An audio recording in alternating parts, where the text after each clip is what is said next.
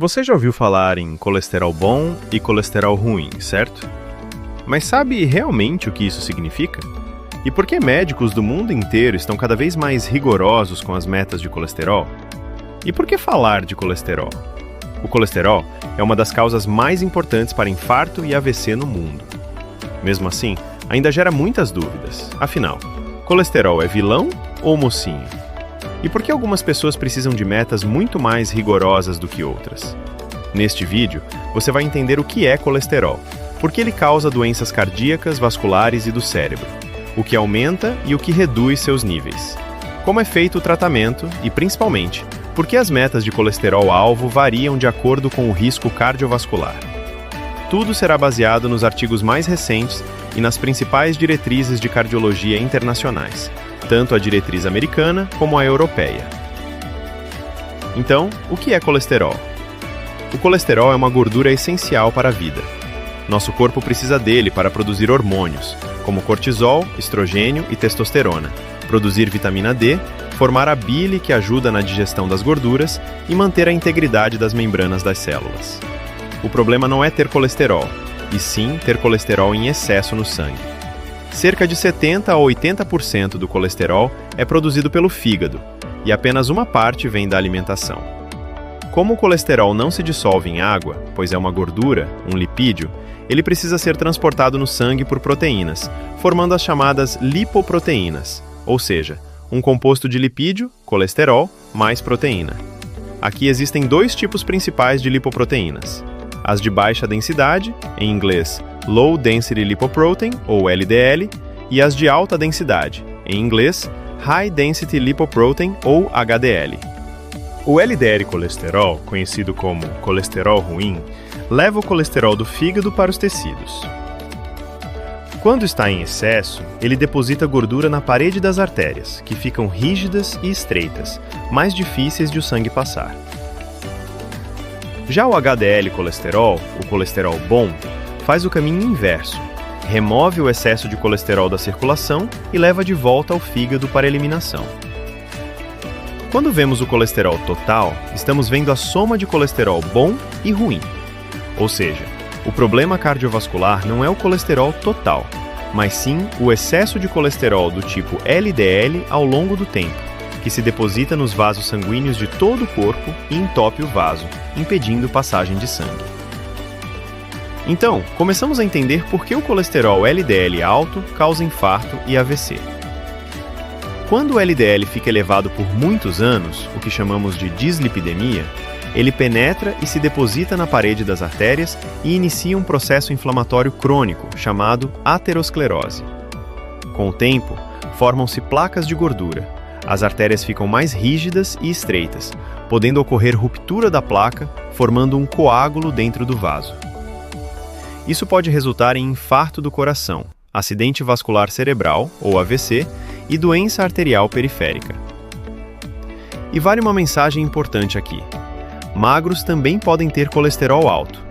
Por isso é tão importante acompanhamento médico, independente do seu peso. Os principais fatores que aumentam o LDL incluem uma dieta rica em gorduras saturadas e gordura trans, alimentos ultraprocessados ricos em substâncias artificiais, sedentarismo, tabagismo, obesidade, diabetes mal controlado e predisposição genética, como na hipercolesterolemia familiar. Já os fatores que reduzem o LDL incluem alimentação rica em frutas, vegetais, fibras e gorduras boas, atividade física regular, perda de peso, controle do diabetes e da pressão arterial e medicamentos. Uma vez que o colesterol LDL está alto, medidas têm que ser tomadas para reduzi-lo. A dúvida é: até quanto reduzir? Qual o alvo que o LDL para aquela pessoa deve chegar?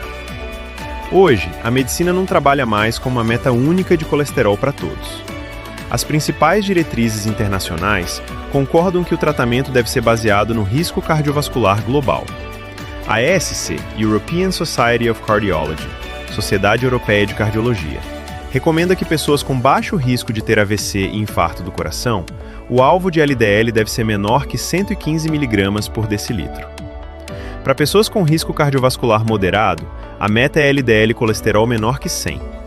Se o paciente tem alto risco cardiovascular, como por exemplo diabetes inicial, muitos casos de colesterol alto na família, a chamada hipercolesterolemia familiar, a meta é LDL menor que 70 mg por decilitro. Para pessoas com muito alto risco para ter infarto e AVC, pessoas com muita placa de gordura nos vasos, diabetes avançado com lesão renal ou nos olhos, infarto ou AVC prévios, o alvo de LDL colesterol deve ser menor que 55. E se a pessoa tem AVC ou infarto do coração mesmo em uso de medicamentos para baixar colesterol em dose alta, pode-se considerar como alvo LDL colesterol menor que 40 mg por decilitro.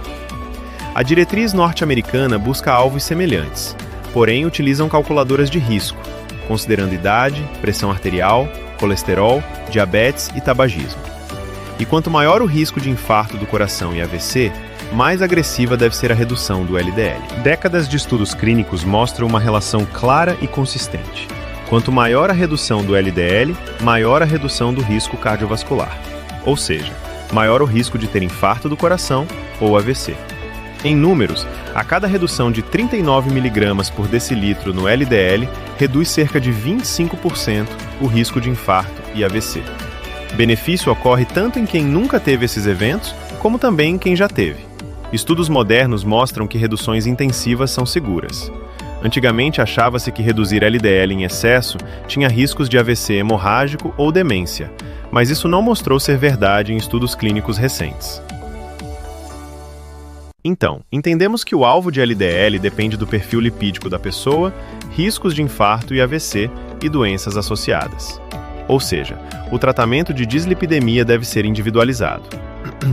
O tratamento começa com modificações do estilo de vida. Isso inclui dieta hipolipídica, pobre em gorduras, com redução de gorduras saturadas e carboidratos simples, restrição de calorias em pacientes obesos, atividade física regular e cessação do tabagismo. Quando mesmo assim o LDL continua elevado, a primeira classe de medicamentos a serem usados são as estatinas, como a atorvastatina, rosuvastatina, simvastatina, pitavastatina e outras. Se a meta de LDL não for alcançada com estatina em dose máxima tolerada, tanto a diretriz europeia como a americana recomendam associar o ezetimibe, cujo nome comercial é o Zetia ou Ezet, por exemplo. E se ainda assim persistir LDL elevado, especialmente se a pessoa já tem placa de gordura evidente em exames, indica-se o uso de inibidores de PCSK9, comercialmente chamados de evolocumab e alirocumab. Nos casos de dislipidemias em que o problema não é o LDL elevado, mas sim o triglicerídeos elevado, um outro tipo de gordura no nosso sangue, as diretrizes recomendam foco inicial em dieta, exercício e controle de carboidratos, ou seja, massas e açúcares. As estatinas continuam sendo a base do tratamento, mas aqui, adicionalmente, pode-se usar fibratos e também o icosapentaetil, sendo este o único ômega 3 com evidência de redução de eventos cardiovasculares quando associados às estatinas. O colesterol é um fator de risco silencioso, mas altamente tratável. Hoje sabemos que não basta perguntar se o colesterol está alto ou baixo. O mais importante é saber qual dos tipos de colesterol está elevado, qual o risco cardiovascular da pessoa e qual deve ser a sua meta individual de LDL. Converse com seu médico. Conheça seu risco de infarto e de AVC. Faça dieta, atividade física, evite gordura e açúcar. Quando indicado o medicamento pelo médico, tome, pois isso que irá evitar com que você tenha um infarto ou AVC. Controlar o colesterol não é apenas evitar um infarto, é ganhar mais anos de vida com qualidade. Se esse conteúdo foi útil, curta e compartilhe, e ajude mais pessoas a entenderem a importância do controle do colesterol.